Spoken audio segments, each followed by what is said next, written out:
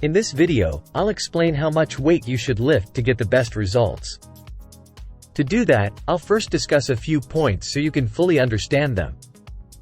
Lifting heavier weights activates type 2 muscle fibers, which are essential for enhancing strength and igniting muscle growth.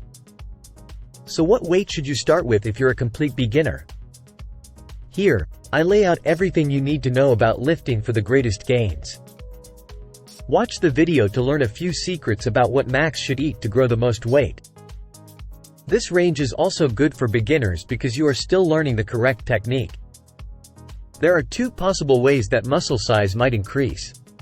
For beginners, the ideal plan is 1 to 3 sets of 8 to 12 reps per exercise with a moderate load 70 to 85% of one representative maximum. For more experienced people, they can do 3 to 6 sets of 1 to 12 reps at 70 to 100 of the one representative maximum. Number 1, training at a lower representative range with a higher weight. Number 2, training at a higher representative range 8 to 12% with a moderately challenging. You'll see that I'm not giving you the exact weight to lift. This is because the answer depends on you and your level of fitness. You don't want to lift too light and get disappointing results, or heck, none at all. And you don't want to lift too heavy and risk getting injured, which I'll discuss more in the later part of the video. Instead, it's the workload that serves as a stimulus to your muscles that matters most.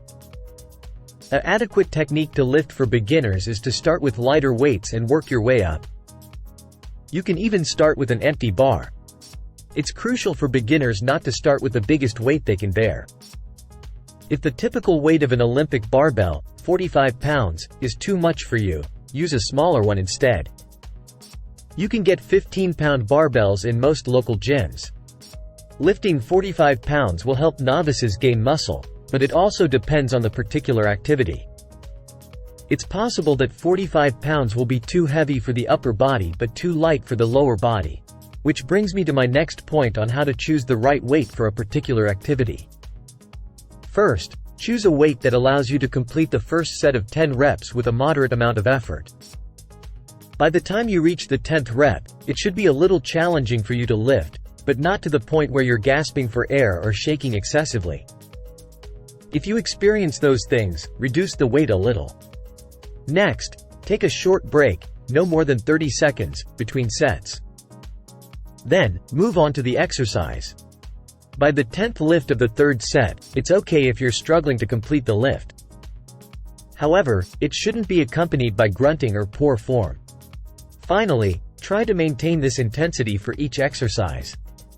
Oh, and speaking of exercises, there is one movement you absolutely must incorporate into your routine. Muscle damage is one of the main effects. When you lift weights within your normal weight range, your muscles and tendons experience microscopic tears and other damage that is natural and necessary for the growth of your muscles. However, when you lift weights above your weight range, you run the risk of developing tendinitis, fold muscles, and other muscular problems. Additionally, trying to lift weights that are too heavy for you can result in spinal injury. While your arms experience the most strain when lifting, your back also experiences significant stress. When you attempt to lift weights that are too heavy for you, this stress increases and occasionally exceeds what your back muscles can handle, which can result in herniated discs. Since you've gotten this far in the film, I'll now give you the advice I promised will help you accomplish your objective. Pinched nerves and other spinal injuries can happen. Things to eat while gaining muscle to increase energy and endurance before working out. Choose low-protein, high-carb snacks, such as bananas or yogurt with fruit.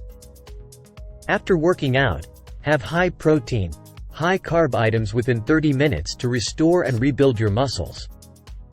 A protein shake with chocolate milk or a balanced lunch with protein, carbs, and fats are some recommended options. Last but not least, try to get 1.0 to 1.7 grams of protein per pound of body weight. If you liked this video, subscribe to the channel and click the bell button so you will be notified when a new video comes out.